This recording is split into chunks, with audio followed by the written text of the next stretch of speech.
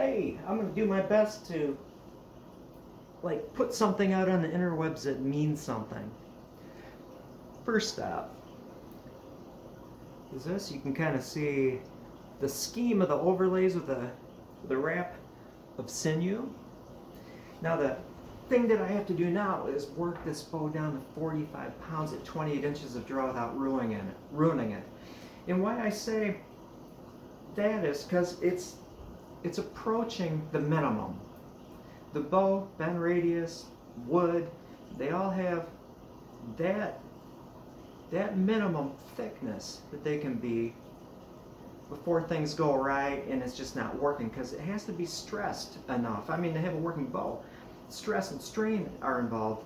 Actually, strain, because stress is failure, strain is the forces that are causing deformation and stuff. Not to over confuse things, but I need to be able to work this down. It's in the low 50s right now.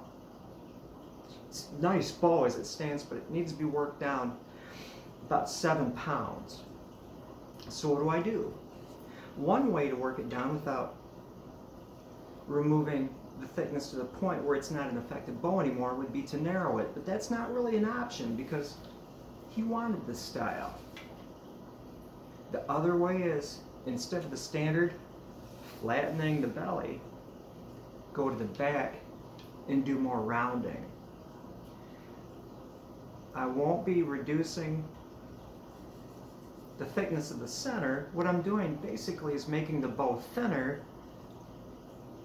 And then as a side note, because I'm not reducing the width, I'm not reducing the effective area that will be working in compression. And so it's a very viable way of reducing the weight of a bow, is working the back to round it. I'll let you sort that out, but there's still some hours left in this thing, fine-tuning it and then doing the finish. I finish sanded it up to 320 grit, but now I'm going to have to go back to the 80 or 100 to reduce it some more, and then zero in, probably remove a pound or two off the draw weight with the finish sanding. It's a careful thing, so I'm going to let it sit strung a bit, flex it, because I don't want to get it to 45 pounds and then have it drop after use down to 42. See my point? Now the next thing is, where'd it go? I'm gonna have to get up and look for something. This was lucky as all get out. What did it walk away? I was looking through my bag of stuff. As bow makers, we have bags of stuff all over in multiple places, so we wind up doing circles looking for it, but this was an accident.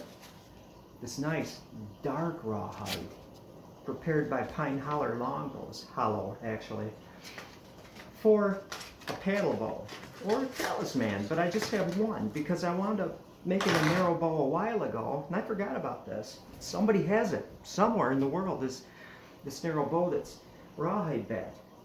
I can cut this wide rawhide in half, and I will have the backing for this flat bow I'm working on. Now, because I'm rawhide backing it, I can be a little more liberal with the stress and strains I'm putting on bows. Again, if you're an engineer, strike the word stress, because that means poof, failure. Stress or strain is what we're dealing with. I'm gonna recurve it, refine the back, the shape I want, rawhide back it, and then tiller it to whatever weight I want, to whatever weight the bow wants to be. So this will be a spec bow. That way it'll take a lot less hours because I'm not going to be zeroing in on a specific weight. It's going to be what it is to be a happy bow. And it's going to be a cool one, rawhide backed, possibly with a super spiffy pattern. That's all. It is now time for my second cup of coffee. The only thing else I can add is an update on my frog. Bob is Bobette. She is a she.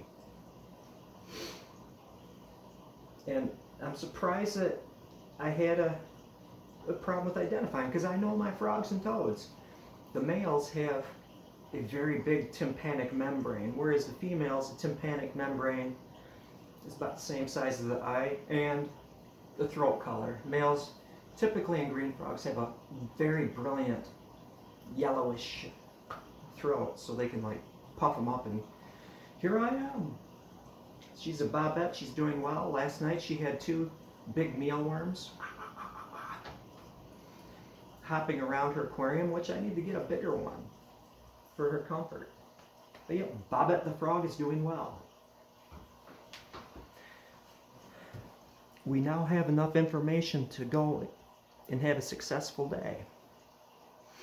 Don't invest in Bitcoins. It's my last bit of advice.